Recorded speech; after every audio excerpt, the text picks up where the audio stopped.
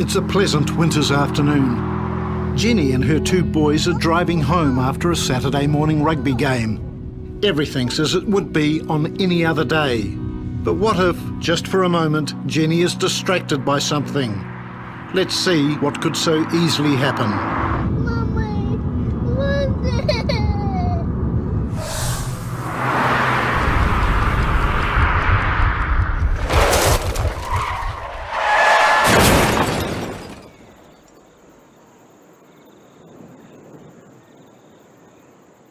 2-year-old Toby in the back seat is badly shaken, but he is unhurt.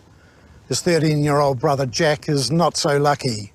The impact of the crash has shattered his fourth vertebrae, leaving him paralysed. Worse still, the boy's mum, Jenny, has severe injuries. The isolated location of the crash means that she'll die before paramedics can reach her. How do you explain this tragedy to Jenny's family? Who's responsible for the misery unleashed by this brief, violent episode? Was it really her fault?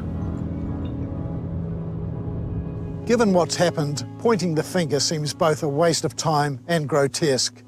Surely there's a better way to understand this and, more importantly, to stop it happening. A safe system would have saved Jenny's life and freed Jack from his life in a wheelchair. When every element of a safe system is strong and working well, the chances of death or serious injury decrease greatly. If we work backwards now, we can see how this particular tragedy might have been averted.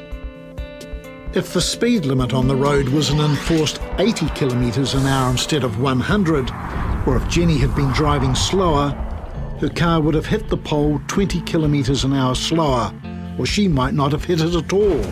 That would have given her and her boys some survival room. If there had been a rumble strip along the edge line of that road, then that would have alerted Jenny to the fact that she was drifting out of her traffic lane, at which point she could have had the opportunity to correct her path.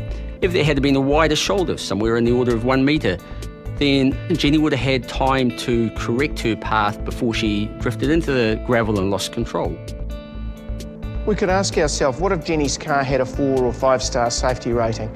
So unlike the car behind me that doesn't even have airbags, a car with a higher safety rating will have airbags, crumple zone. It would have likely had curtain airbags that prevent the occupants' heads from coming into contact with the A-pillars or the windows inside the car. We'll have electronic stability control that may have prevented the crash from occurring in the first place. If you couple that with a lower speed before the collision occurs, it means the crash is just that much more survivable for everyone. Here's what happens to a modern 5-star car in a head-on crash. Airbags deploy and the passenger cell stays intact. Compare that to a 3-star car. This is actually a little safer than Jenny's, but still the passenger compartment starts to collapse, putting the driver at risk of severe chest and leg injuries. The windscreen pops out and the dashboard is forced back into the passenger space.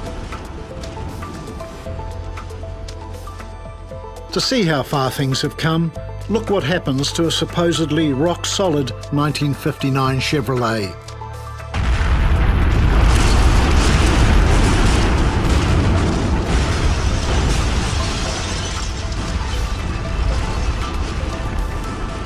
And how its modern counterpart fares in the same crash.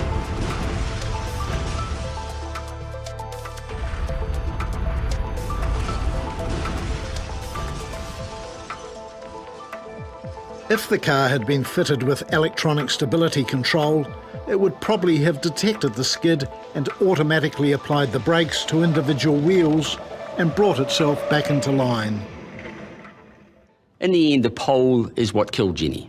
That power pole was very close to the edge of the road. It gave little room for recovery if you drift out of your traffic lane. If the pole had been shifted well back off the road, if it had been undergrounded, then Jenny would have simply gone through the fence and into the paddock in that situation. And Jenny probably would have survived. That's a total of 6 different risk factors eliminated from a single crash, each one reducing the risk of serious injury or death. If all that was done, Jenny would be alive, Her son would be back playing footy again next week, and her toddler Toby would grow up knowing his mum.